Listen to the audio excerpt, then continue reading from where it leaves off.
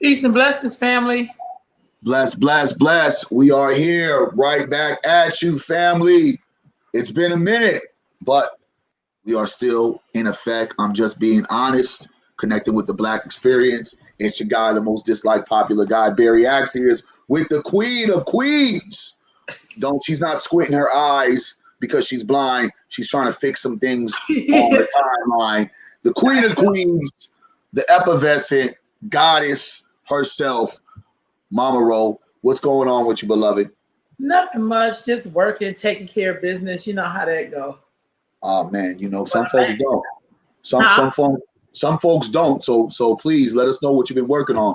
We've been missing you on airwaves. International work, a lot of national work, and a lot of local work. I mean, working with my contract in South Africa and down in Ghana, and then also helping my sister Javon down in Louisiana. The good thing that came out of war is that it knocked that Confederate statue down. So that was beautiful. What's going on down there in Louisiana? They had Laura. It had Hurricane Laura, and it's the Lake Charles. The hurricane came right through Lake Charles, and particularly the black part of Lake Charles, which is North Lake Charles. And I interviewed her last night. She had to sit in a place where she had bars so that we could talk, because the things there. She stayed and rolled the storm out. A lot of people left, but a lot of elders could not leave. And I think sometimes when we talk about evacuations, and if you're in a historically black area and you've been there for over 100 years, it's not as easy to pick up and leave. So those of us on the outside, it's like you get in your car and you leave. But I think when we talk about, folks having roots and homes, and some people think they can ride it out, you never know when this one is the one. You know what I mean? You never really know that. And so I just love Javon because she's my sister and she's such a warrior, and she rolled it out. So she's making sure that people have water and food, and she runs a clinic. So now they try to price gouge her in terms of things that you would need when you have damage, and you're trying to run a clinic and making sure people have health care and that they're treated. And so as black people, we just got to do a better job of showing up. Like, it's one thing to talk that revolutionary shit, but it's something else when something goes on like this. Black folks, with all the talking and positions we have, we should be able to send some supplies. And I did that before in Katrina. I did that before when Katrina happened. I remember sitting in my office. This is when I worked with someone else and watching what was happening to black people and crying, and having my ex-boss call me. At the time, she was my boss, and was like, we going to New Orleans, get your shit. So we got down there, bought stuff, and then we drove in to New Orleans. But that kind of response, as a people, we got to do a better job. We just can't be talking revolutionary talk and worried about Donald Trump, but we don't have a goddamn response for the Donald Trumps in our immediate lives. Or, what you mean? Donald Trump sending some troops right now to help Louisiana. Yeah, well, I mean, he's the president, so he's supposed to. He did tour Lake Charles as well. But I'm just saying, if we're going to talk about self-governance, we got to show up like self-governance. We got to show up like we really can take care of each other as black people. We can have a response, not just marching when a white cop shoots somebody. When black people are in turmoil, when we have these natural disasters, our response should be better. Where's the Black Cross? We got Negroes in every position you could think of. Whoa, we got the Red Cross. What you mean? But we need a Black Cross. Barry, now look. You just messing with me this morning, but I tell you this, Barry, knowing my own history and my own line, I come from people who never waited on white people, ever. They all see the beauty I love about my ancestors that I know here. I don't do the generic story. I know my ancestry. I can go all the way back even into slavery. They knew who these people were. They knew what the system was, and they never relied on them to freedom at all. So sometimes I just feel like when I hear it say, we waiting on this white man, we waiting on this dude, they not going, I don't care who you got in there, Democrat, independent, somebody that blew their nose. They're not going to help us. Only we can help us. And we have enough resources. We have enough everything, honestly. We're not as poor as we think we are. Trust me, I just came from North Philadelphia and other parts of Philly. That's where I'm from, where when you're in a danger zone, it don't look like this out here where you got trees in front of your house and you can go get something from the food bank. That's not how it's looking in certain parts of the country. So being out in the West is kind of a beautiful, lackadaisical. It's like being gangster in good weather. Like ain't no real struggle there. But I just feel like there's those of us who know and can respond better and could do better. Like I told Javon, you sent, first of all, I sent money because you know you need money. But I also said if you need me to catch a plane and go to another city and rent a van and stack it up, let me know because I'm down. That's a kind of response, and I'm just not seeing that. You know, I'm watching a bunch of people holding it together because you know we always gonna do that, but we have to have a better response for us. What is her Cash App or PayPal? I can add that, Barry. I'll add that because she do have she has a Cash App and she also have like a it's called purse giving or something like that. I can't remember. That's what I donated to. So I'll put that in the comments. Yeah, but I just think we got I could do that. I think that the unfortunate part about a lot of what you're saying, because it's all true, that we unfortunately will donate to places like I said when I said the Red Cross. I was being so sarcastic because so oftentimes we donate to the Red Cross. You know what I mean? And it's like Haiti's still waiting for the earthquake relief money. You know what I mean? And we oftentimes have these organizations, because you and I have an organization, and we do a lot of great works with our organization, some seen and a lot unseen, because a lot of people don't really see the unseen work that's really the actual work, right? And it always seems like it's a paradigm shift when there's a need or a moment where everybody feels they want to advocate for Black people or give some money to Black organizations during a moment where they feel compelled, you can get some money. But in those times, because we need funding year round, because the problems that we have are first centuries old, and we need that same direct funding of other programs like the Boys and Girls Clubs, YMCAs, and some of those bigger organizations, you barely get Negroes giving you $5. And I think, again, it speaks to the volume of where we're at, even though we have been shown that it's all on us. Even though we've been shown at the end of the day, if we don't get our shit together, no one is going to truly come in to save us. And I think that it also speaks to the comfortability of some Negroes in here in America that choose to pretend that they don't have to do anything because someone else is going to do the work. And that, and if that was the choice that we made, a lot of the young people that we've influenced, that we've mentored, that we've created or inspired to be different, because there's a lot of them out there that have been under our flagships, some for longer and some currently. You continue to see the repeated idea of white ice is better than black ice, because we would rather wait for Red Cross to go help a pretty much predominantly all black area in Louisiana. Like, for instance, we know that hurricanes are going to hit these places like Louisiana, Houston. And then we know, as we look at the pandemic, COVID-19, black people are going to be hit the hardest. Because if we supposedly are only 13% and we're on every level of when we talk about education, we talk about economics, we're on the lower bottom, you know, of all things. It's unfortunate that we don't prepare to get things together to say, all right, this hurricane gonna come, boom, we already sending our information and all the things that these people gonna need because we've already prepared. It's almost like we constantly are sitting back waiting for these tragedies to happen, and then they happen, and it's like we're running around. Some people are begging, some people are trying to figure out, and some people on their own are just doing what they got to do to survive or make some calm in the situation. To me, that's kind of ridiculous, because again, the unfortunate truth about it, to wake up all the Negroes, we ain't been here for a while to stir Negroes up. So today, hey y'all, welcome back to the show. We have plenty of resources here. Yes, we do, Barry. And let's go into the segue of when we talk about do for self, right? When you have a moment in time when you remember the Montgomery, Alabama boycott, that had lasted almost a year, I want to believe 381 days, when Negroes boycotted the bus, didn't go. The economic punch to white America, the way they felt that, they was begging Negroes and figuring out what they can do to change the dynamics of why Negroes said, we ain't going. We're not riding your bus.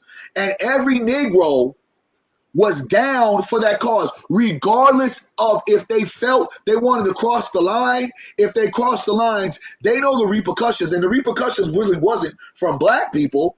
The repercussions would have been from white folks when they would have looked at you funny jumping on the bus like, nigga, you already know y'all got a boycott. Y'all ain't even supposed to be here right now. So I translate that into what we just recently saw. And a lot of people will argue the fact of why they should and why they could and why they had to. And it's a lot of nothing, as I like to say, because I don't think a lot of people know the value, and sometimes we don't know how to leverage our black power in these white spaces. When the NBA players officially did their boycott, right, that boycott lasted really only one day. Technically two, because they didn't play the next day because they had to reschedule some things. But technically one day. Now, to me, it was monumental in one way when they actually did it. They did the walkout. It was like, oh, okay, Niggles is showing heart. So you get excited about that moment. But then when you turn around, within 24 hours, Negroes flip and say, we're going to go back to work. There's really no power in that. And I know folks want to say that using their platform would create more change, but they've had platforms and we still have no change. But the reality, to me, it speaks more into the idea that why do we have so much opportunity, so much access, but we still don't figure out how to do for self? And when you look at these rich NBA players who have multi-millions of dollars, who in a mind of myself would honestly think you can walk away, you can take more than 10 days off to be away from the NBA basketball and to show them that your boycott is very serious. To see them run back and argue amongst themselves about why they have to play, it speaks volumes to where we're at. Because if these multi-million-dollar Negroes are still afraid to get off the plantation when they have opportunity, what the hell does that show for us, the people that are on the ground just doing the work? How is that supporting us? Because I don't see these players stepping up and saying, all right, we got something going on in Lake Charles. And that's not saying that some folks who may be from there will help do and help. I'm not saying that. I'm not saying that. I'm not saying that at all. But what I'm saying is there has to be a larger charge so we all can understand how to shift our direction of focus. Because everything can't just be focused on police brutality. Because if Negroes is just focusing on dead Negroes dying by white police, you don't even have the half of what really our fight is. The fight is a systematic fight. We're dealing with a oppressive system. And that means when tragedies happen, we should be the first ones in line. And that helps the places like Red Cross to follow our lead. No, Red Cross, we're going to direct that $1 million that you got with my $1 million, and we're going straight here. No. You're not going to give your funders a rebate. You're going to go right here where I'm from, where the pain is. So when I look at what the NBA players did, I applaud it. But at the same time, I have to look at it as, there you Negroes go again. Y'all just don't really get it. I don't know who is conversating with them on a bigger picture, but it lets me know, again, Negroes are so afraid to leave the plantation and be on their own. I just rather take my chances with people I know. I'm not going to make assumptions about who these NBA players are. They could take their money and wipe their ass with it for all I care. I don't know them. But what I do know is the people that's in my community. What I do know is the brother walking down the street. What I do know is the granny. And if you look back at history, I'm forever grateful for history and knowing people who were living history before they became ancestors. They always would tell me, only a fool would ask his enemy to do anything for him. Only people who make an assumption that all Black people are the same, because we're not. But what you can do is rely on your own system. Create your own system. And from the beginning of even after when we were free, even on the plantation, we relied on our own personal systems because we were in relationship. We have this thing where we really think Black people owe us something. If Oprah, one time somebody tried to check Oprah about what she wasn't doing for Black folks, like that's her goddamn job. And she put 500 Black men through Morehouse. But because we didn't know that, we on some, I think you should do this because this is what I think, which sounds a little bit like a narcissist. But what I do know, the real work is in going to everyday Black people and say, hey, let's have a plan. So no matter, because there's groups who don't care who the president is, they don't care about they 2 or 5 people they got in different sports. They govern their own societies. They have their own rules for each other, but they agreed upon that. That was an agreement. We know that there's a lack of value in Black America with Black people. We've never relied on other people to value us. We've never done that until this last generation who probably have more education, who have more money, who have more access to resources than any of our ancestors combined. And we up here begging. There's something very wrong with that. Well, what's wrong with Black Lives Matter? Black lives don't matter? Because it don't matter. It only matters when a cop shoots you. I would feel some way if I was a mother of a murdered child and no one says anything, but a cop kills a Black kid or a man, or mainly men, we're all up in arms about it. We're like marching on the white man. I'm saying to myself, why we don't march all through where we know violence exists for real? Some do, some don't. Yeah. Some do, some don't. Look, I've been in this community over 40-something years. Look, Black folks, the Black folks we have now, I think this is just my personal opinion. Them real brothers that I grew up with in the 90s, before they got locked away, there was some order there. There was some order. In the 80s, there was order. Most of them were killed or murdered or locked down. Now we have people that you don't have no accountability. You can walk up in Black people stuff and do all kind of bullshit. Nobody checks your credentials. Nobody go knocks on your door and be like, dude, where you come from? Who the fuck is you? Like, what's your spiel? Okay, we don't have that. We are the most unprotected community from each other. Oh, yeah. Facts. From each other. See, I'm at the point, Barry, I don't give a fuck about what white people think because I know who they are. I know what the history is. I know, and not just from a history book. I know from my ancestors and my elders who explained to me. I had people in my family have fought all the way back to the Civil War because I have the records of them being enlisted in the Civil War. I had ancestors, Thomas Odrick, who fought in the Civil War. That's my direct line. So I don't get to act like, and then went on and bought some houses and stuff. So I can't get with this other bullshit. I'm not getting with the bullying. I'm not getting with this Black. Look, Black folks is not a monolith.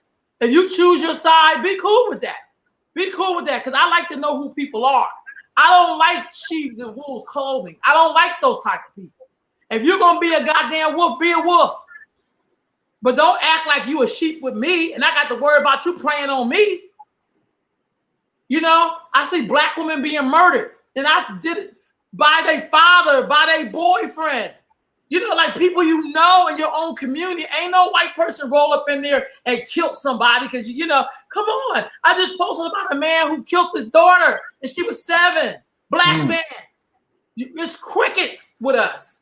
We don't like to look at that hard-rooted stuff that we can control because if our ancestors controlled it in slavery and right after slavery and during all of the different crises that we have, how we come up with a word like systematic racism when they've been facing that since we've been here and accumulated more stuff and had each other back more? That kind of sounds like a goddamn excuse. Only a coward will come up with a word that means you don't have to fight for yourself, that you don't have to have accountability in your own neighborhood. Who wants to be with a group of people like that? I don't. So you think Black people aren't Black folks like that? So are you saying Black folks aren't fighting? Is that what you're saying? Black folks aren't fighting. Look, you need me to say some? I say some. Black folks still hear all. We know there are black people have been fighting. Before me and you was born, they've been fighting. But what I see now is this shift to us, a lot of us not fighting because we get jobs. We're over associations and foundations, and we want to make sure white people feel safe. Fuck I say. Because I'm not going to get killed by a white man if I'm going to be murdered. That would be like hitting the lottery, especially if somebody had a video camera. That's shameful. But if you're a black person, you get murdered by another black person, we write that off like it's okay. Oh, shit. You know, it's systematic. Don't nobody want to hear that shit when their kid lying there dead. When they lose their mama. When they lose their daughters and sons. Don't nobody want to hear no damn systematic racism. Don't nobody want to hear that. Because our ancestors came through all of that, Barry. And it sounds like an excuse. It sounds like these are some Negroes that don't want to go in there and fight. And I'm not talking about fighting white people. I'm talking about fighting in your own community to have law and order.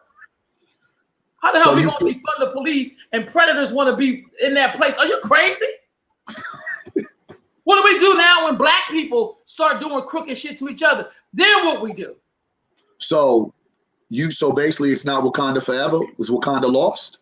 Hey, some people going to have Wakanda off of the backs of the good times, off the ghetto. Some people are already built their Wakanda off of the backs of people who are in the middle of this destitute. I just left Philadelphia, dude. I'm watching people trying to make it, but then being looked down on people who look like them because they don't speak the proper English. They ghetto. They live in this part of the city. They don't do what we do. We eat, we have to have steak and they still on bologna. We on some bullshit like that, Barry. And so we talk this unity, but we are such classes. We're such color-struck Negroes. We're all, some of us are fighting to hold the whip. We ain't fighting to knock the person down with the whip. We were like, let me whoop the Negroes for you. So basically what you're saying, there's some black people that are more dangerous than the oppressor that we're trying to take down. Barry, talk to me. Come on now.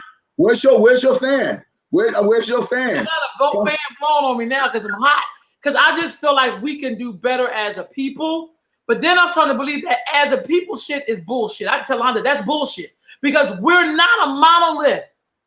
Some black people love it when other black people are struggling. Because now they get to have a job as a psychotherapist. Now they get to be a first responder. Talk to them. I mean, come on, Barry. I mean, I'm not dissing nobody. But my thing is to put myself out of business. I mean, I've been doing this work for over 30-something years, Barry. It don't make no damn sense. It don't make no sense. I want to be out of business. I'm dead serious. I can go find something else to do. I have a lot of things I would like to do. Right on. I mean, I can really find something else to do. I have so many things I could be doing. Yeah. You know what I mean? But my thing is, sometimes you up here, my battles have never almost been with white people because I know who they are. If I get something that do well, I'll be thank you, God, thank you, ancestors, or whatever. But when I know I'm dealing with my enemy, police yourself. Look, Barry, when I used to have the cultural center, there was a group of young people. They were from all over Sacramento. My nieces ran it. It was called Sac Prodigy. Once a month, they would hold a big-ass party in my center. And if it was just your sign, Zodiac sign, you got it for free. And they didn't charge the kids $3-4. It was really dope. But I'm going to tell you, when I said the police was outside in the parking lot waiting for some shit, waiting for these black kids, they can bust their ass. Adults, look, y'all, tell me straight up, we're gonna have a good time in here. We're not giving them no business tonight. They're not gonna book nobody. And when the shit was over, You think we can do something like that now? Shit. But you know what, Barry? I think you can, but this was the kicker. There was a Delson and we let the kids do whatever. I was a picture booth lady, and it doesn't matter, I said I had to do something. But we had a Delson outside, like, look, when we disperse out of here, ain't no hanging in front of the building. Because that's what they want. Cops came up to us and was like, well, I don't think, look, this is my space. This is private. This is my space. We got our kids. We don't need you to control our kids. Look, it got to the point they would be across the street at the bingo part, like maybe 2 cop cars. It got down, because first they had a whole bunch, like, oh, we're going to bust some niggas tonight. That is called self-governance. We talk to the young people. I mean, kids came from out the Bay, Pittsburgh. They was coming to that once a month. It was lit.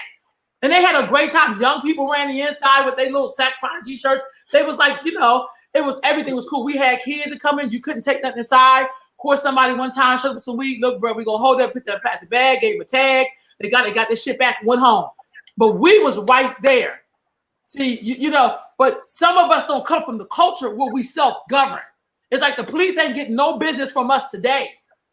And I know that wasn't like, we didn't do nothing special. I'm from Philadelphia. There was times when people hook you to the game like, look, they're going to do this, you do this. Don't give them none. Take your ass home. Don't get them no business today. No Undertakers is getting business up in here today. You will not be taking no black bodies here. Because the only business, Barry, that has lasted all of this time in our community is the goddamn funeral homes. They got business coming out the ears. And I'm like, wow, like what's the shift in that? How do we do better as a people? And I'm saying, first of all, we have to recognize that we may not be we as the people, and that messes people up. Because I don't call it cancel culture. I call it knowing your own. If you can't follow the rules, if you have no respect for black people, do not pull me over to your side because I'm not fucking with you. I'm just not. You don't, and I can tell how you respect me by how you roll. If I have to go get a white person to stand with me to talk to a black man about business, that's bad. That's huge. Because I've had that experience too many times where I have to have a white person sit here because black people not going to act a fool in front of white people. White man up here negotiate my damn contract, get me more money than I ever had. That's shameful from a black man. So I know that was a lot. I just feel like you saw me. Man, this shit is crazy, Barry. This shit is crazy. This is really crazy. And I think some of the stuff you see is coming up around this election. And I really wasn't going to talk about it because I'm just so sick of niggas and the scare tactics. Wow, here's my thing. I think if Donald Trump gets out of that office, all these LeBron said that we were scared black people. What you say? LeBron James said we were scared as black people. That he was scared of black people? He said we are scared. Black people are scared. We're scared. Of black people? Yeah, black people are scared. I could agree with that. Not all of us. We know it's not. See, my thing is I don't claim shit that ain't true for me. Well, I don't claim it either. That's why I said it. But I don't claim that. Negroes that's scared of black people who ride through Meadowview with their doors all on lock. Like, oh my God, let me hurry up and get back to El Grove or wherever you live. And it's like, really? Are you serious? So my thing is, let me just get the Ice Cube. That's gonna lead it into it. No. Go into what you're saying about Trump. So what I was gonna say is part of the thing is that if Donald Trump gets out and the other two people get in, all this charity that white people have is going to stop immediately. And I ain't lying. Oh, what you mean? They care about black lives. Wow. Now I can see systematic racism. I get white privilege. Now it's like I got a black woman or something like that as, woman of color, as VP. So niggas shut up. Because that's the part of what they think reparations is. That person don't have my reparations. I can prove the plantation my ancestors walked off of. I deserve a check. Fuck that. The rest of the general niggas, they can take Kamala. But I'm going to need a check.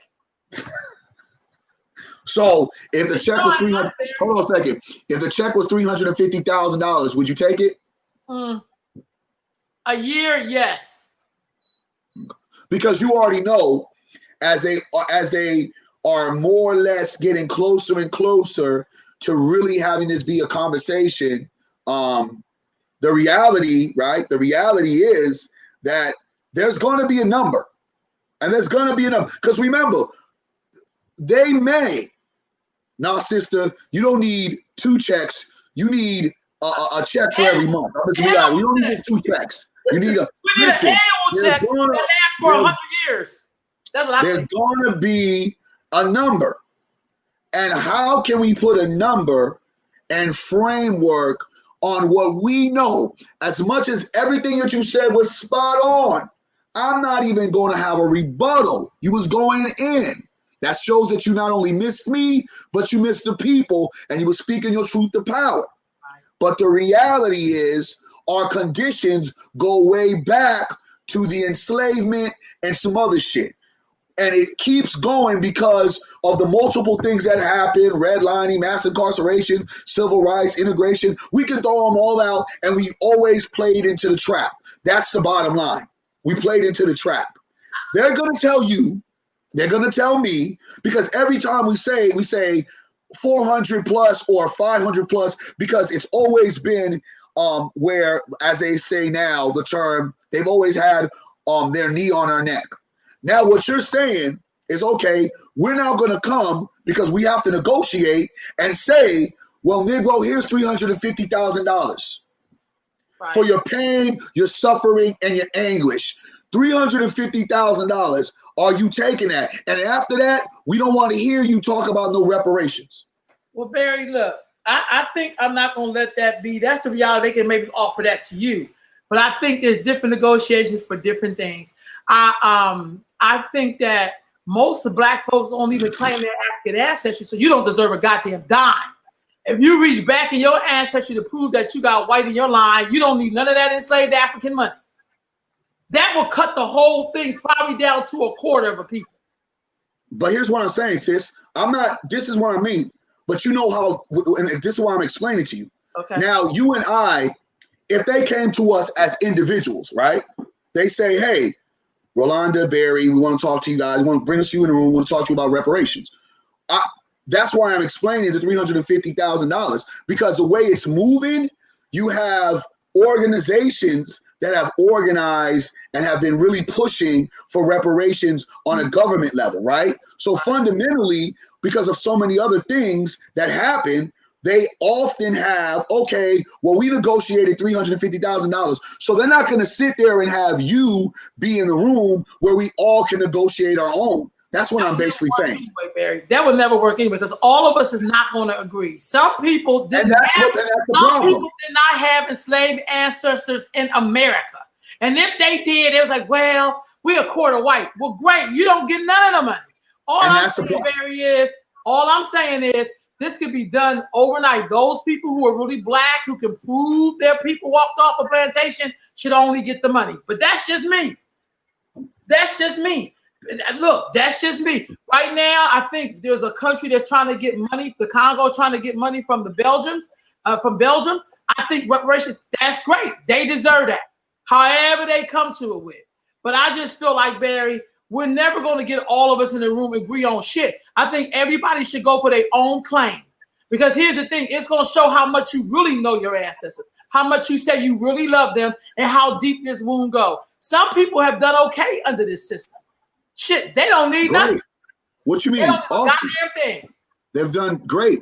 They've done great. So I'm telling you, they came up with some. They've oppressed themselves. Look, if they came up with a list of shit that qualifies you, and it be on some real basic shit, no, very few of us will get any of this money.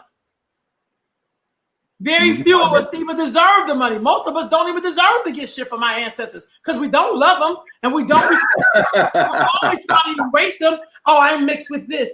Great, bitch. Go ask France. Go ask England. They got your money. But if your ancestors was enslaved and you can prove that shit, you know what I mean? And importantly, I would be embarrassed if my ancestors came through slavery and I went to jail on some bullshit. I would be embarrassed because let me tell you something. I owe them something for their life, and I didn't do well. Sis, but this is the problems that is going to happen. I get what you're saying, and I'm not even arguing anything, but I'm just saying, Negroes, that what I'm saying, the Negroes who are negotiating currently, we are not in those rooms. We may be in other rooms breaking down some shit, but we're not all in a room coming up and saying, here, family, $1 million in land. We're not saying that. So whatever, this has always been the case, right? It's always been the case. And we think, and that's why the gatekeepers are so dangerous, right? Because you are talking for me, but I'm not talking in Negro. I'm not talking like that. I've been in these rooms and then I really got to see, oh, this shit's really crazy. Oh, I see why we're fucked up. I'm in these rooms because, you know, I snuck in because at that moment it's like, well, we may have to have some of the more unapologetic Negroes, aggressive Negroes. Let's hear their line. And my line is like, we need this got to change. And guess what happens? It be the Negroes that's telling me, no, Barry, well, we need. I'm like, wait a minute, what y'all talking about? I'm being honest. I've been in rooms where I said my truth. I'm having Negroes shook. Then turn around, Negroes roll up a plan, and I'm not even involved in the plan. But I'm the one that made the plan. You understand what I'm saying? Like, this is real facts. I mean, I've seen it all, and it's mind-boggling. So what I'm saying to you, sis, I'm not arguing what you're saying. I'm just saying, like Sister Khadijah just said, Negroes will come, hey, y'all, we just got done talking to the governor and his people, and they said, guess what? We'll give you Negroes $350,000. And what I'm saying to you, sis, Negroes will sign that paper and say, give it to me. And if a majority of the Negroes are saying 350, we'll take that. No land, 350, shut up about reparations. It's like, wait a minute, I'm not going to take that because our value and our worth. But when you hear $350,000, just like when you go back to the NBA Negroes, we're thinking Negroes is making $30 million for 2 years. You Negroes can boycott some shit. Them Negroes is like, yo, bro, out of that $30 million, I only got $2 million sitting in the bank. Right. I'm going to go broke after a week. Right on. And these are the kind of things that continue to separate us. Because as we talk about our isms, sexism, racism, that majority is classism. Because we're really facing a deficit of classism where you have all of these elite Negroes, these gatekeepers, taking from people on the ground who have been working. Colin Kaepernick didn't kneel because he felt compelled. He saw us working. He saw us doing the goddamn thing and felt compelled, as well as looked at it like, well, I'm trying to get out of a contract anyway. Fuck it. And so that's what Colin Kaepernick became. It wasn't because that Negro just sat back. It was he had a new girlfriend. She's into social justice. He's watching the social injustice. These NBA Negroes and executives didn't all of a sudden just feel compelled to do everything they did. They felt compelled because they saw, 1, COVID-19 were losing money. 3, these Negroes are the inmates, as some of the owners have called them. These inmates are about to break the asylum and break out. So these are the kind of things, Queen, that in reality we have to discuss, because this is again going to be the fight. Because if some Negro comes and talks to me about $350,000, and like that's what we're supposed to move with and walk with, and we ain't talking about no land, Negro, we got some serious problems. And know why the gatekeepers are there, and know why they have a knee on our back, because again, Negroes feel they talk for everybody. Well, and I tell Negroes oftentimes, I don't speak for all Black people, only speak for a collective. And $350 is like a slap on the wrist. $350,000, truly. $350,000 is a slap on the damn wrist. That's like giving them folks a pass for all of that we've built. It is a continuum of income that comes from the enslavement of our people. Like the prison system is funneled because Black men are like cooperating by being in there. So I just think that our hardest issues and our hardest fights are going to be the fights and arguments amongst ourselves, and who decides to sit there and say, I don't care if there's certain organizations that's trying to rectify what this reparations looks like. We've all had conversations individually or in groups, but one group going or a bunch of gatekeepers saying, hey, this is real. This is real. You have to ask yourself, are those going to be the people that's going to negotiate what's for us? And I'm afraid of that, because Negroes have always lowballed us. When we go back to the Montgomery boycott, What was a major thing that did not work for the Montgomery boycott for us?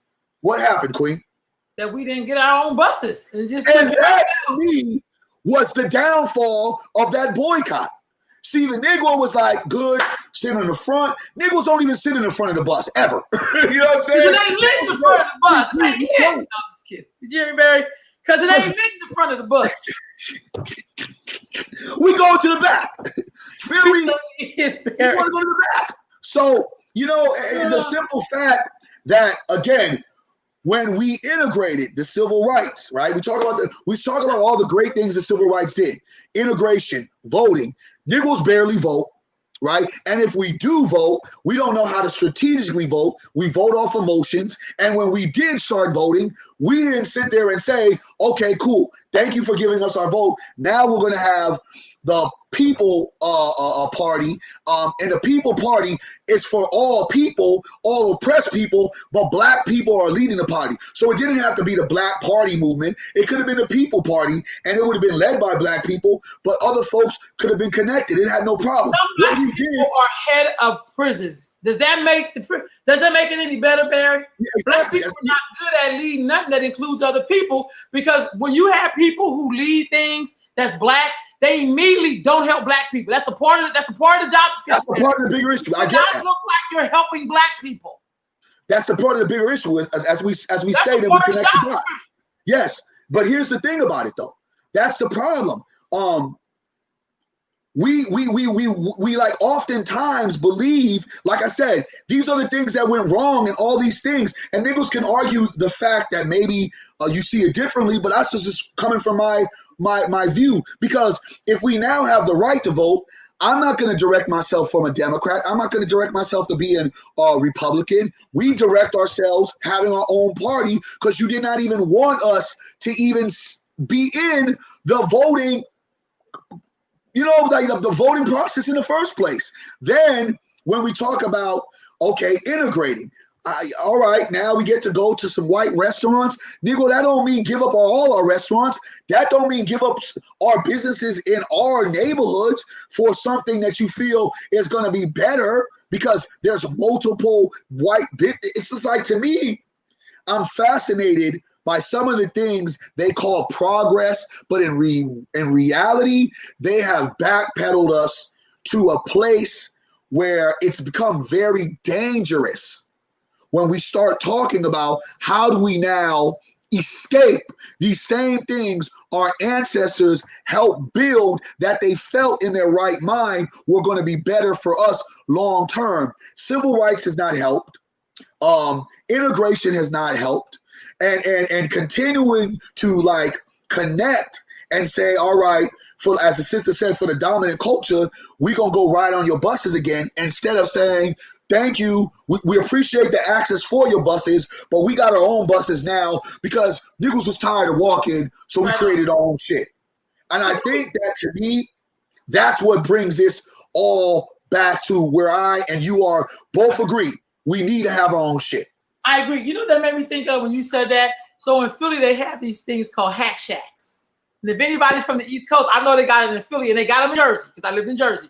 Those are people who, does it sound familiar?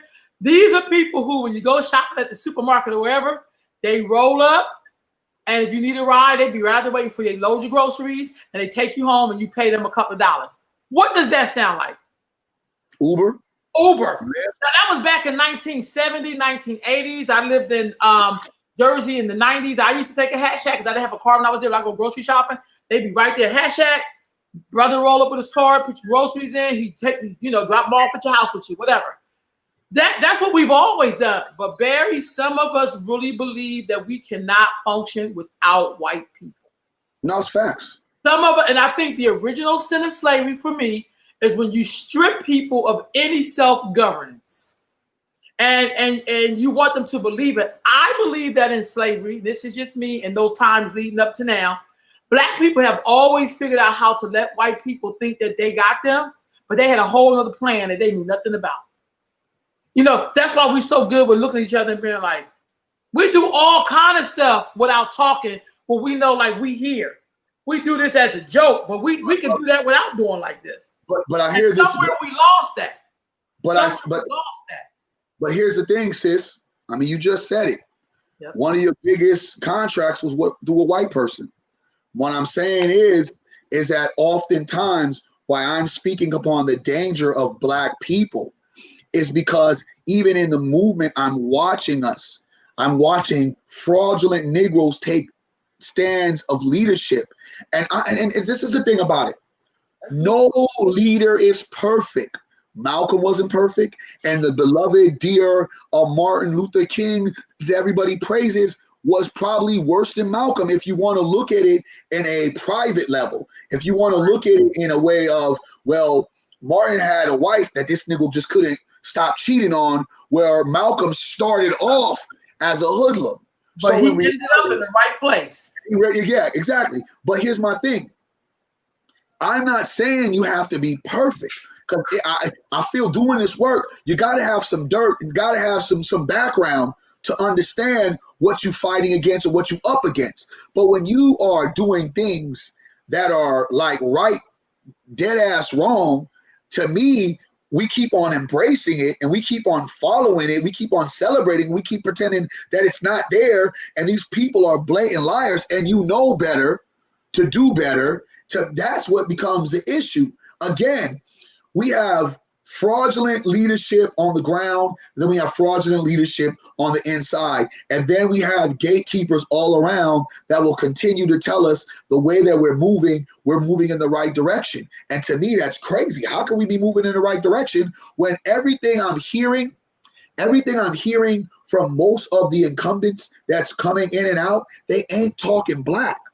They're not talking black. I'm not hearing about how we're going to, empower our black businesses. I often told, we had there was a racial profiling thing that happened up in, Marin County over in Tiburon at the store called Yama, right? So my folks was out there organizing. They invited me to come speak. And I said, well, I'm going to do one better. I'm going to create a cash mob. So after we're done with the, with the action, we are going to make everybody at the cash mob, and it was over like 200-300 people in this crowd.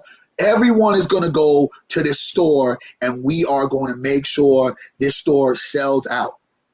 I'm giving these people, white, black, in between, directions of how to empower or impact us in a way where you just don't go talking about, oh, I want to march and I felt good. I heard some black people. Oh my God, yada, yada. No, put your money where your mouth is, because that's the thing that we often don't look at. How is it that we spending all this time marching, protesting, niggas ain't building businesses?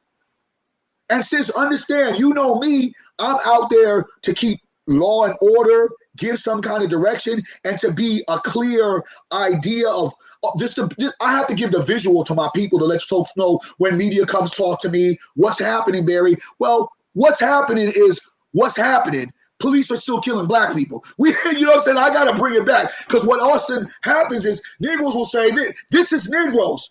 I don't know why black people are destroying property, or people out there destroying property. It's all bad. We don't need to do this kind. I don't give a damn about none of that property. I care about what's going on now.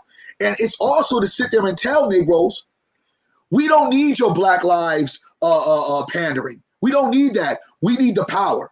And the power is to support, not go ahead and feel bad. Support our businesses like we support your businesses. Because there ain't no way a Negro in America can only support black businesses, because there's not enough of them. We have to go ahead and go to an Asian. We have to go ahead and go to a Latino. We have to go ahead and go white. We keep on doing that. We keep building a surplus, but then we forget about ourselves. We ain't asking for the same damn favor. No, we don't need you to go cheer the black athlete and go buy the black entertainers music or watch the movie, because it all goes back to white people in the end. Go to a place where you know directly, you looking at black store owners, you know you that's a black sister, black man, black whatever. Okay, that's going to their people. And then we can do what we need to do. And that becomes the issue for me, sis. Negroes have not talked about elevating our communities. They're not. They keep on just talking about one direct thing. Now we're going to go vote. Okay, we're going to go vote. I agree with you wholeheartedly. A Biden, a Harris, a Pence, a Trump Negroes are still fucked. You know what I'm saying? Say that. But most of us, Barry, is we like, for instance, I would personally like to know the track record that Donald Trump did to black people. No, seriously, because I think some of us like he's racist. Look, we've been dealing with racist people since we've been here. I like to know what Biden has done directly to us.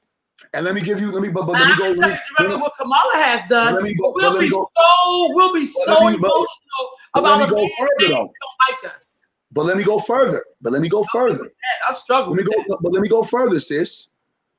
A lot of those Negroes who signed on to what Biden wanted and what he did was a part of the Black Caucus. These are Negroes. I'm just being honest. Trying to tell you how bad Donald Trump is. When they stood right there, hell, most of them voted against Asada Shakur for her to come back to be on the American Top 10. Remember. They didn't know her name was Jessica. I mean, this is just niggas. Remember, Obama went to Libya and killed Gaddafi. Barry? I'm just saying. I mean, you know, and his hands was tied. He sat right there and watched them pull that man out the hole. Come on. And no disrespect to the great John Lewis. Y'all do your history. But John Lewis, I believe, was one of the folks that was with the whole, Biden and the three-strike law. I believe that he was connected to that. You know what I'm saying? I mean, so we have to understand that. We close our ears to shit like that, baby. Yeah, no, because we don't want to listen to the truth. You know what I'm saying? Talk about black people. You know what I'm saying? Listen, they don't. Here's the thing, sis.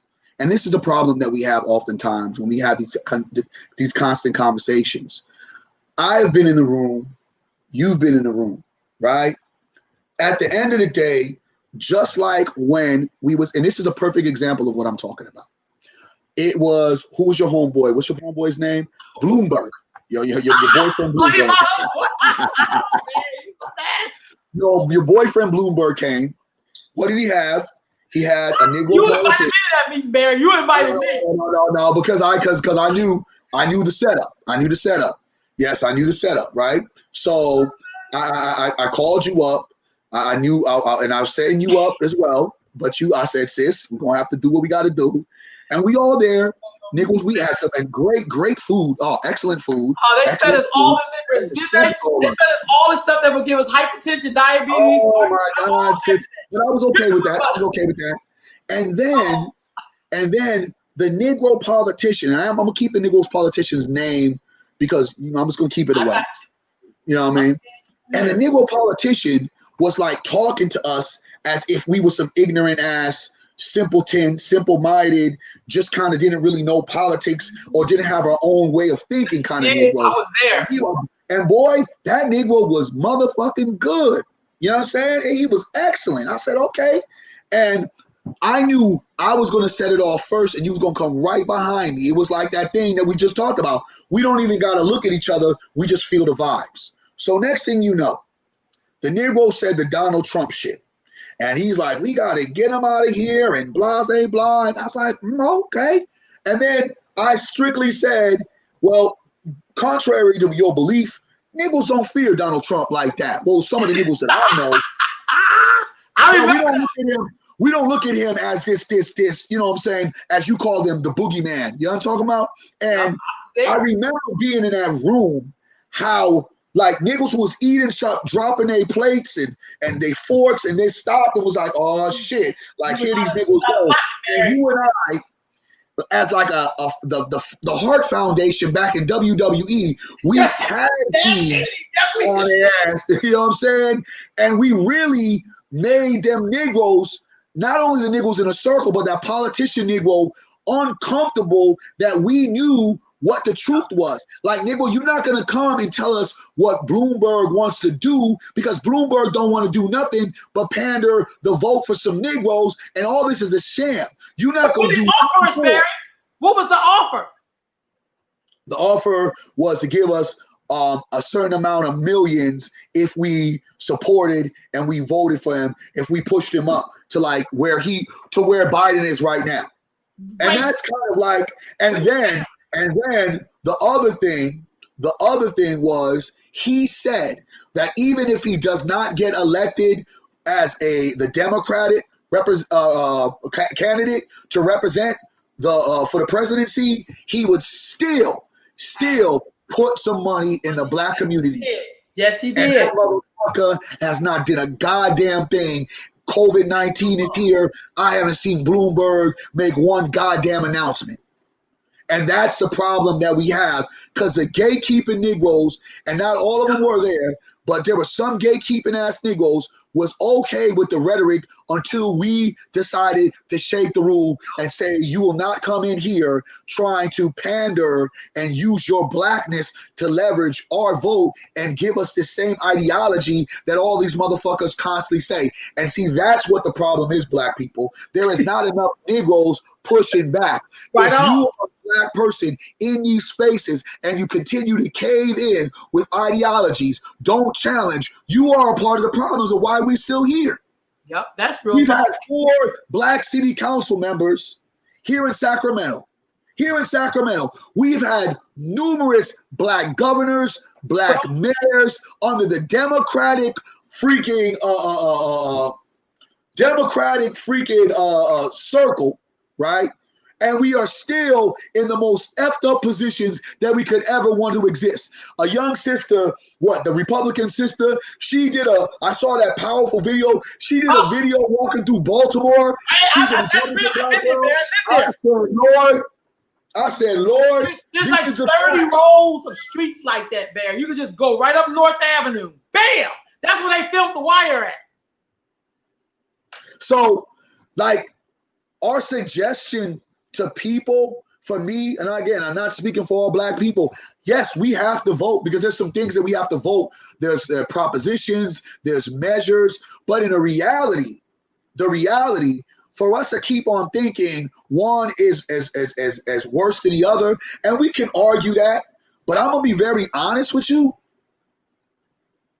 I did worse during Obama's regime than I did on Trump's regime.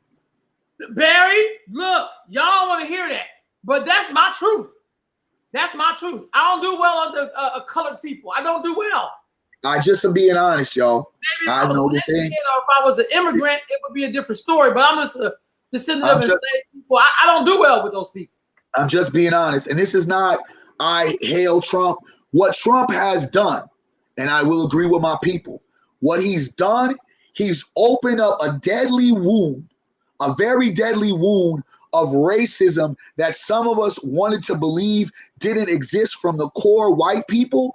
But the truth is, this is kind of what Black America has always had to deal with and face. It's just now right in front of us where there's no more mirrors. And I think that part is what scares me about the president, in a way of, when I say scares, because he ignites that. He ignites those white militia groups to make them feel they're empowered when they don't even know. Trump don't give a fuck about them. He's just pandering to the base that knows he gets support from. So he'll keep on adding fuel to the fire. But isn't it ironic? See what you just said, that Trump don't give a fuck about them, but people don't give a fuck about us either.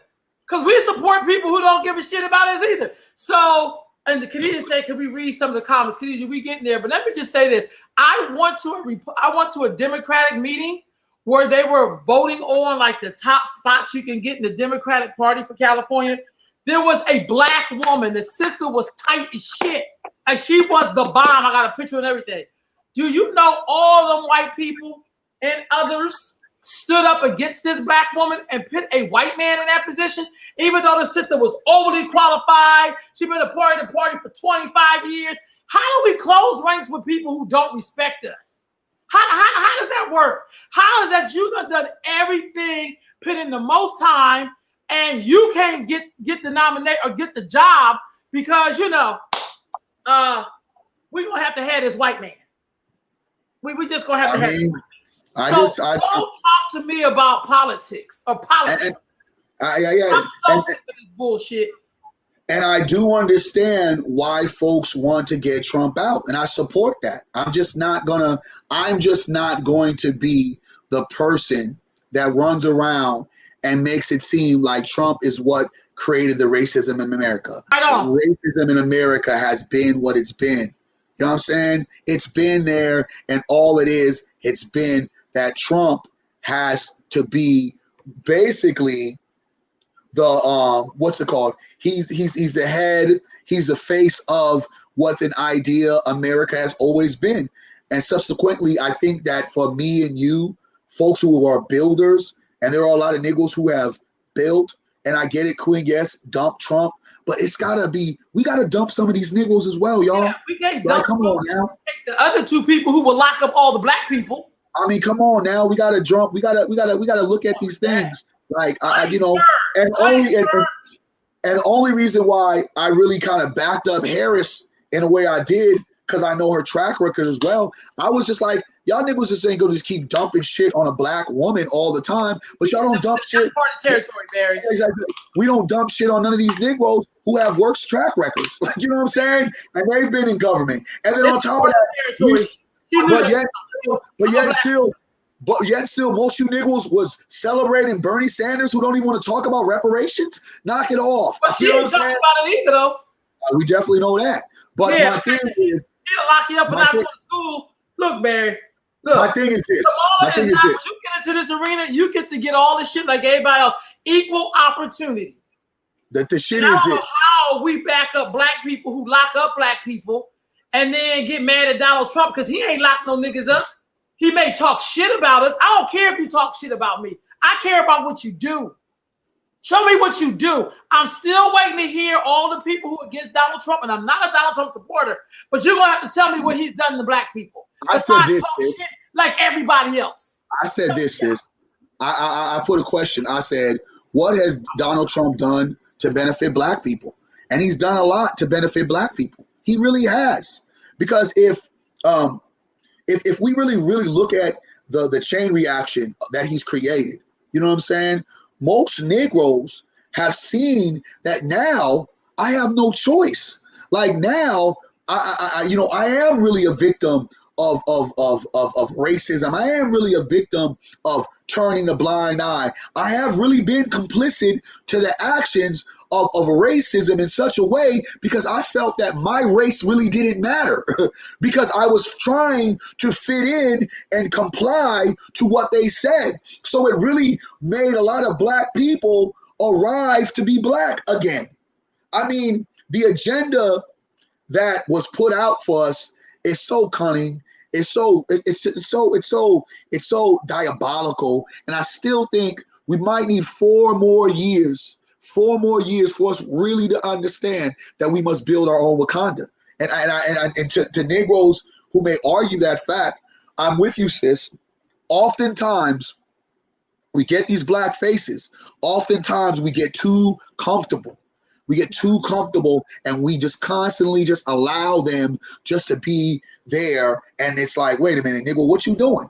Wait, nah. And then when a nigga does hit them with the what you doing, you ain't got enough Negroes to come with you to make them feel it, because there's always a Negro in the crowd that's trying to negotiate the Negro way that makes it seem like you are the Negro that's being too radical. You are the Negro that's being too turned up. That shit's crazy. So Barry, here's this sister's comment, Sister Rosa. And this is another some black people are hypocrites. Y'all hypocrites. And we was in a war, we should probably just off you off immediately. So she's saying Biden and Harris are not just Democrat blue, but their laws enforce blue too. So we're fighting against the police in the street killing us, but we're gonna put 2 people in that's totally for the police. How the fuck does that work? I'll wait. I mean, to tell you, you can't win for losing with us. It's like but at least he's a black person coming is going to kill us, and that should be okay. Hold on a second. It seems to me that some type of black people or person is always elevated to represent us. A lot of times it's rooted in colorism as well. Tina, you right on. Of course. I mean, like that's why they didn't pick Stacey Abrams, because she was too fat and black to be picked. Hey, isms. Look at the isms. That too, but I mean, hey. But I'm just saying though. I want black people to really understand. We are in a national pandemic, and he is not fit to lead the country. And he showed. I don't believe that. I think nobody's fit to run the shit. Who's ever been in the national pet? You want him to smile as he screws you? Is that what that means? Are we talking about etiquette here? Come on, you got to give me something more than that. I need some snack. He's not fit to lead the country. Has he cut your lights off? Tell me something. But here's sister. Yeah, he doesn't have the right to lead this country. But when Obama led this country for 8 years, let's go back to it. Where have black people? Let me tell you something. If Obama was so great for black people for 8 years, 4 years would not be able to dismantle it. Don't you better say that, because he had 8 years. I voted for Obama twice, for the record. Me too. He put us against a national crisis. The man listens to no one. No, America's put us in front of a national crisis. What folks have to understand something. I know you believe in the boogeyman. The president operates from the Congress and the Senate. He can't just do everything. You know what I'm saying? Not more 4 more years. I don't trust them, but I don't trust them. And that's the problem. Negroes, let's wake up. I can make it under Donald Trump. Listen, I'll make it into anything. If our ancestors made it through slave owners who were presidents, I'm just saying, here's the problem. We're in a national crisis. Do y'all really understand what that means? If you think about what's happening, our governor, basically what Donald Trump basically said is this. Okay, when we talk about self-govern, y'all Negroes, y'all states, go for self. California is like number 5 or number 3 richest. Like this state is one of the richest fucking places in the world. We're like top 5 in the world economy. California is top 5, not the country of the United States. California is top 5 richest economics in the world. Now we have a governor. We laugh and sis because it's just Queen sis. We laughing because it's hilarious because niggas really believe that Donald Trump is like the only issue that we have. Like after Donald leaves, we're gonna be better. Like it's not gonna happen because you still got a racist foundation. Foundation needs to be dismantled. But going back to what I'm saying, he's allowed states to figure this shit out. And for me, if California was moving in the right directions, the president don't rock with us because of other stuff. Let's honestly do what we have to do. And California ain't did right by us. That's looking at Newsom. Because he has not put federal regulations on anyone really doing the COVID. It's almost like y'all do what you do. So to me, ain't that the best way to operate? California would be like, why are you waiting for him to come through? Do your job, make it happen. And we're acting as if, he's not helping. Well, we are the richest, top 5 in economics in the world, globally. California should not be struggling the way we struggle with COVID-19. You got to look at the leadership down here, not the federal level. Yes, has they failed federally? Okay, cool. But state is mandated to do what they want to do. And to me, that speaks volumes of the type of president we have, that he don't necessarily give a fuck, like in a way of, nigga, go do your own shit. Gavin Newsom has not done an awesome job. I don't believe that. Yeah, that's their perception, though. Black folks are in love with perception. We want you to screw us, smile us while you're screwing us. Gavin Newsom has done an awesome job. We want you to be our friend while you hang us. Gavin Newsom has not done an awesome job because he's misguided us. He's misdirected us. It's 1 minute it's masks. It's other minute it's outside eating. It's other minute close the hair salons. Like Gavin Newsom, how the hell do you have hair salons closed and barbershops closed, but we can go to Marshalls? We can go. I don't even understand. We can go to the Goodwills. That's more touching. We know black people own a lot of those kind of businesses, but we don't really care about black people. But I'm just saying though. So in a reality, it's like misinforming. And if you have like one of the top health executives decide to resign on your shift, that speaks volumes to what's actually going on. And I honestly believe, for myself, in my own opinion, Newsom has a deal. he has a deal with those folks that are manufacturing all the masks and the hand sanitizer. Because once upon a time, guess what? We had no access. We had no access to the mask, and all of a sudden we connected with China, and now we got a goddamn contract. Niggas can get masks around the corner like it's like getting some marijuana. I just don't. They said the virus started, but we're gonna take product from them. Okay. So my thing is like, we are in a place where niggas have to learn to do for self, and the whole situation. If folks are really doing clear stuff in leadership. You know what I saw, and I don't know if it was in California, one of the saddest things I saw. Two kids, I don't know if they were black, but two kids, I believe they were black, sitting in front of a Taco Bell doing their homework because they don't have no Wi-Fi. I mean, that's crazy. Yeah. So if we are doing good by governing, why doesn't every student have free Wi-Fi for at least a year so we can figure this shit out? He is trying to make us and condition us to normalize walking around with a bullshit mask.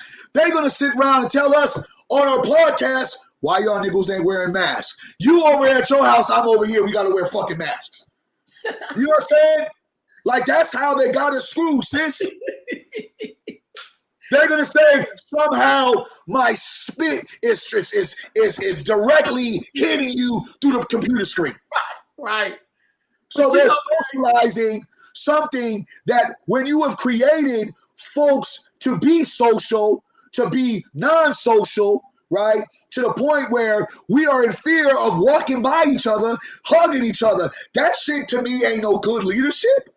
You kidding me? Why the hell Gavin Newsom looks so goddamn good and pretty, and we got to go ahead and look like fear mongers and wool werewolves? Who cut his hair?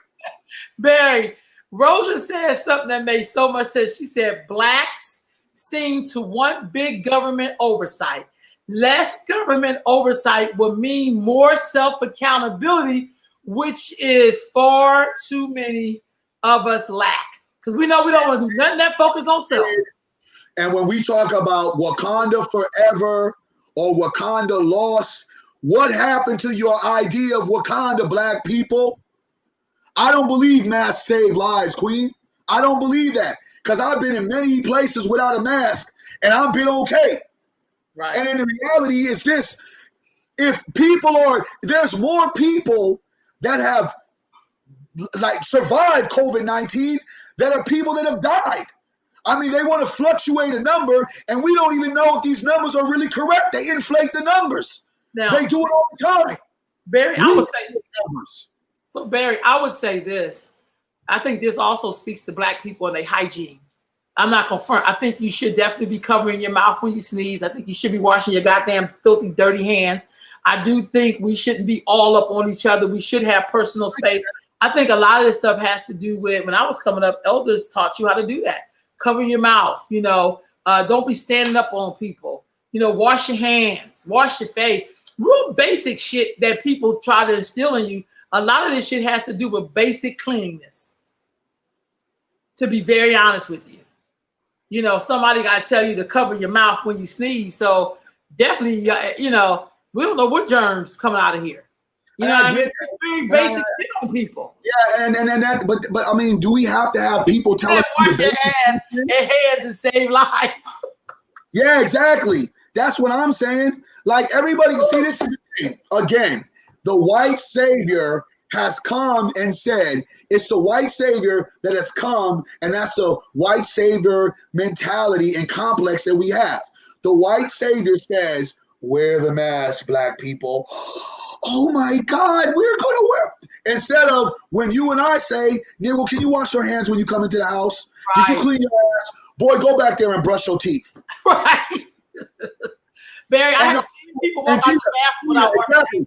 And Tina, exactly. And stay home if you're sick. So wait a minute. All our lives, you have, sis, one of the major reasons why I created my own shit out of many reasons. I started my own shit because one, I didn't want niggas telling me too much. I couldn't stand niggas giving me, especially when motherfuckers who didn't know what I know tell me how to do the job that I know how to do, that they just got here to do, and I've trained them to do, right?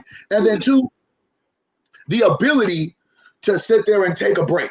Like yesterday, I have had a full-on week of protests, interviews, actions, mentoring, programming, just this regular shit you and I know because of work that we do. It's in front, it's behind the scenes. I said Monday, I'm gonna do my 2 walks, I'm gonna do a few meetings, but I'm not gonna go outside of my my circle of my home. I'm not gonna go, but like 10 to 15 feet from where I'm at. I'm not gonna try to jump in my car and go anywhere. I'm gonna be stationary because I needed time, right?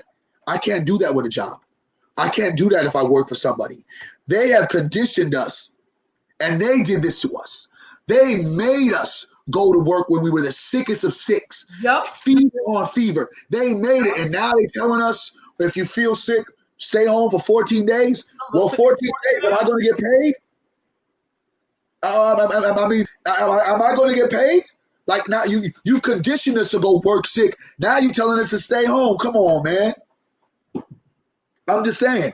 And that's the thing. And yes, Tina, I wear my mask for the etiquette. I don't, I do whatever. But when I don't have to, I sure don't. I'm not putting that motherfucker on every day. And I can't stand with these niggas who ain't got nobody in the car. They driving on with a mask. That's when I know the motherfuckers are conditioned. What the hell are you in your own car with a mask on, driving, nobody in the car? I just can't do it. I just can't do it. To be honest with you, Khadijah said y'all better love all your family while they're here, take a bath and live your life.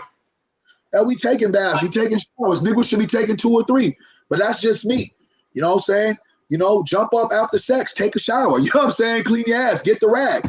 I just don't know. It's simple things that we have to do. So Barry, let me ask you this, and anybody out there, why is it that Black people have such higher rates, even with this new pandemic? How the hell we get to be the highest people on this thing? We're highest. Everything like highest people that's more effective. Everything that's negatively affects us, we're at the highest. Everything that's positive, we're at the lowest. You understand what I'm saying? So, like for instance, AIDS. Remember, Black women were like the highest. It was like at one particular time, Black women were the highest rate of getting that fucking disease of the AIDS, right? You got population with it. Yeah, and then when you talk about, but you won't hear about them talk about Black women getting college degrees. You know what I'm saying? Like they are getting the college degrees more. The average Black women are getting the most college degrees. You know what I'm saying? And I think that when you listen to Peace King Charles said, when you listen to media and how media controls our mindset, and this is why this COVID shit is so, like, how the hell did we become the #1 COVID? How does that even work?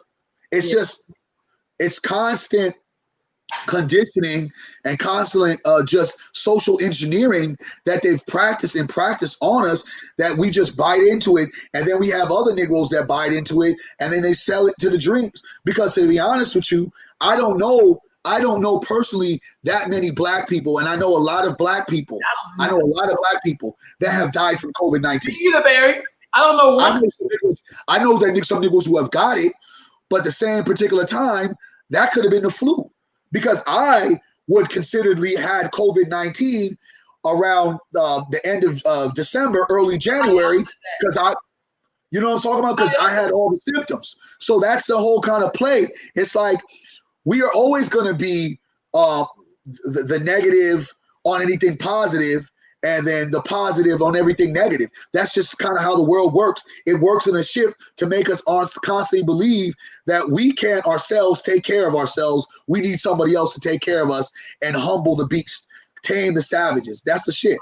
So Barry, I'm gonna say this: when the sister says we don't take care of ourselves mentally and physically, whatever but I'm gonna tell you this: I do believe in the power of damn, the words up on my head. It's like when somebody look at you and say, Barry, you're looking kind of ill. You all right? That's a spot right there. That look like and then immediately you start taking on the characteristics of what it is that I'm saying you have. That power of suggestion. Maybe that's what I was thinking. Yeah. No doubt. I feel like people always put the power of suggestion on Black people, and we accept it. Yeah. I love when I hear people say, "I rebuke that." I start laughing, but I understand. It's like, dog, I'm not letting you rebuke it. Now, don't put that shit on me. I gotta start doing that because that's what part of that is. I'm not going to even talk. I'm not going to even talk about the sick. You know what I'm saying? Yeah, I mean, and Queen is right. Poor folks are in these crowded spaces. Social distancing is a real issue. Homeless folks on lower rates. But here's the thing about it: going to homeless folks. If this thing was such a pandemic, right? COVID-19 was such a thing. Why am I not driving down all these places where homeless people are, and they're not a whole bunch of dead homeless people? Shouldn't they be affected the most? Where are the numbers for the homeless? Mm-hmm. The power of suggestion. Thank you, Queen. The power. Where are the homeless dead people? I mean, they should be affected more than any of us. They should be just falling out, right? We should be picking up homeless people and say, "Damn, another homeless person." I'm over the whole pandemic.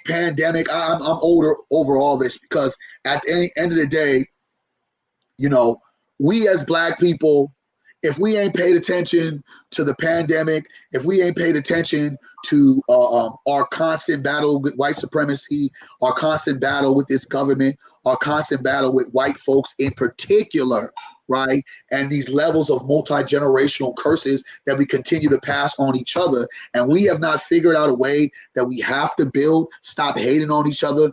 I mean, like, let's take out the Negroes that need to be taken out. Call out the poverty pimps. Call out the molesters.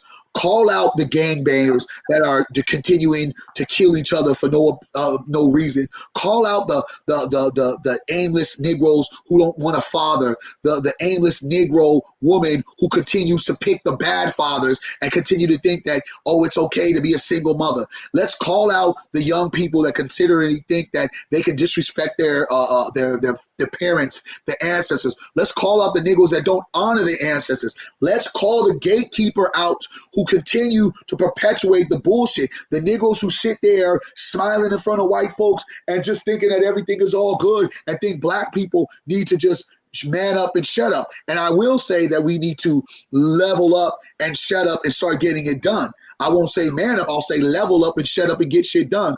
But let's start calling them out. Let's not be quiet about it. Let's just say this is what it is. Right on. These are the people. I've been speaking on the people that I feel like got to get the fuck up out of there. But y'all niggas keep on supporting some of these people. I don't know why. I'm showing y'all. Like, it says, you know what kills me about Black people? Like, niggas talk hella shit about me. And I be thinking it's hella funny. But I be like one of the only real Black men here in Sacramento. And I know it hurts for you Negroes. And it's not about pushing out. Because you and I both know. There's a lot of work Negroes can do, and we would know the work they do. They don't always have to plaster it on Facebook. We don't have to do that on social media. But you and I would know it, and we would respect the line of how they do. But we know there ain't a lot of Negroes doing like the work that I'm doing all the way and how I'm doing it. So let's be very clear. It's not no disrespect. But Negroes talk a lot of shit about me, and I stay pushing the gas and doing the things I'm supposed to do. Why don't y'all talk about the Negroes that ain't doing shit? Like, I mean, the niggas that be yapping on that shit. Huh? They may be signing their paychecks.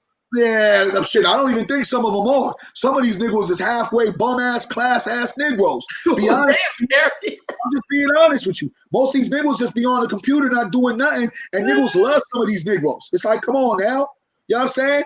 It's just like, if you niggas have to do something, do it to those niggas. Because I don't know too many Negroes that's getting together with sisters, my sister Aisha, my sister Dana, and we can go back and forth with each other, but we still say our common goal is what?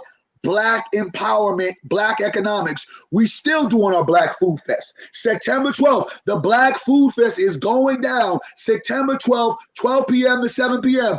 We are saying build the Black economics. Don't wait for no one. Build us up. We ain't going to wait for them to tell us, oh, y'all can't do it. The hell with that. Private Black property, we going to do our event. And that's what we doing. You don't see it. It's going to be at 2251 Florin Road, the Black Food Fest. 2251 Florin Road. And this is what we're saying. Because of COVID-19, because of this pandemic, Black people, Black businesses have suffered the most. Not only with our physical, our mental, our businesses have suffered the most.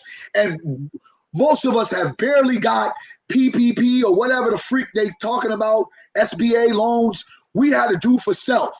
So what we are doing is saying we are doing for self, and we need you, whoever's down with truly Black Lives Mattering, because we're speaking Black power. We don't speak in identity. We're talking Black power. Go ahead and support the Black businesses that will be there. And here's a touching thing, sis. It's all Black businesses. We're not taking other businesses. It's all Black businesses. No disrespect to my Latinos at this particular time. I know y'all got your taco fest. You don't see too many niggas rolling up with a taco truck talking about, eat me my taco. Yo, we got our own shit. But we need y'all to support that. Like we support y'all every day of the week. I'm just being honest, sis. Just being honest. But I get tired of these pretendo ass Negroes who don't really do nothing. Like you talking shit to the Negro that's really out there. I'm really on the field, like on the field, in behind, in the front, talk shit to them Negroes. Don't talk about me about what I'm doing. If y'all don't like shit I say on Facebook, scroll and move on and like some of these other Negroes that y'all love so much that don't really do shit, but just talk shit on the keyboard and don't ever do nothing, just talk it.